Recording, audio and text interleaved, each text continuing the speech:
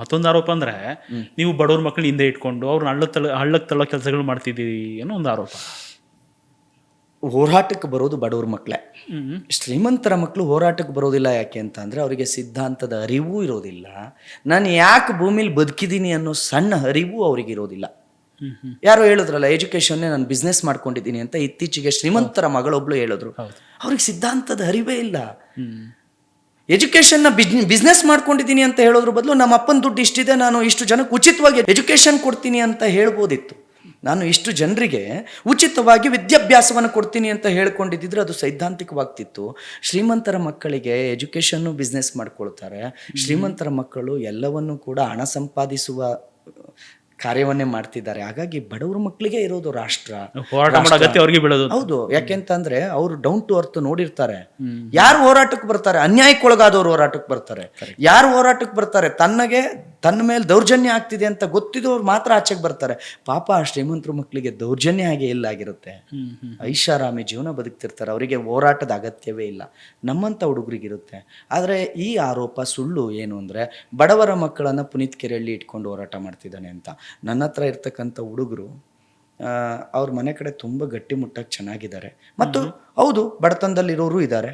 ಹಾಗಂತ ಅವ್ರ ಮನೆ ಕಡೆ ಪುನೀತ್ ಕೆರೆಹಳ್ಳಿ ನೋಡ್ಕೊಂಡಿಲ್ಲ ಅಂತ ಹೇಳೋದಾದರೆ ಹಾಗೆ ಹೇಳ್ಬೋದು. ಪುನೀತ್ ಕೆರೆಹಳ್ಳಿ ಅವ್ರ ಮನೆ ಕಡೆ ನೋಡ್ಕೊತಿಲ್ಲ ಅಂತ. ನಾನು ತುಂಬ ಚೆನ್ನಾಗಿ ಅವ್ರ ಮನೆ ಕಡೆನೂ ಇದ್ದೀನಿ, ಅವ್ರ ಮನೆ ಮಕ್ಕಳಾಗಿ ನಾನು ಇದ್ದೀನಿ. ನನ್ನ ಹತ್ರ ಇರೋ ಹುಡುಗರು ಯಾರೂ ಕೂಡ, ನನ್ನ ಹತ್ರ ಇರೋ ಹುಡುಗರು ಆ ಆರೋಪವನ್ನು ನನ್ನ ಜೊತೆಗಿರೋ ಹುಡುಗರು ಅಥವಾ ಹುಡುಗರ ಕುಟುಂಬವೋ ಮಾಡಿದ್ರೆ ಒಪ್ಪಬಹುದು. ಯಾರು ಮಾಡಬೇಕು?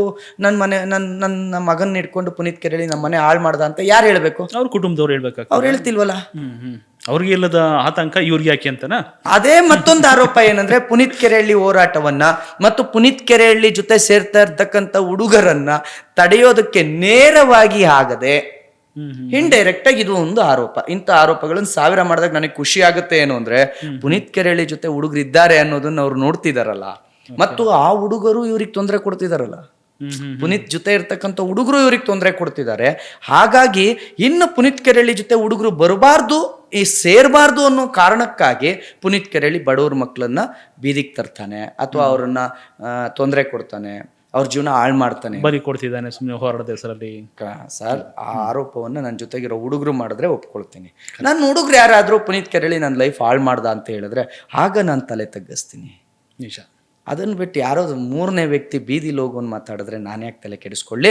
ಅದು ಕೂಡ ನನ್ನ ಹೋರಾಟವನ್ನು ನೇರವಾಗಿ ಎದುರಿಸಲಾಗದ ವ್ಯಕ್ತಿಯೊಬ್ಬ ಅಥವಾ ಮೂರ್ಖನೊಬ್ಬ ಮಾಡುವ ಆರೋಪ ಅಷ್ಟೇ. ಅವನಿಗೆ ನನ್ನ ಹೋರಾಟ ನೇರವಾಗಿ ಎದುರಿಸೋಕ್ಕಾಗ್ತಿಲ್ಲ, ನನ್ನ ಜೊತೆಗೆ ಬಂದು ಸೇರೋರನ್ನ ತಡೆಯೋಕ್ಕಾಗ್ತಿಲ್ಲ, ಅದಕ್ಕೆ ಆರೋಪ ಮಾಡ್ತಾರೆ. ನಾನು ಈಗಲೂ ಇದನ್ನು ಕೂಡ ಬಹಳ ಗರ್ವದಿಂದ ಹೇಳ್ಕೊಳ್ತೀನಿ. ಎಸ್, ನಿಮ್ಮ ಕೈಲಿ ಸಾಧ್ಯ ಆಗಿಲ್ಲ, ಮಾಡ್ಕೊಳ್ಳೋದಾದ್ರೆ ಆರೋಪ ಮಾಡ್ಕೊಳ್ಳಿ.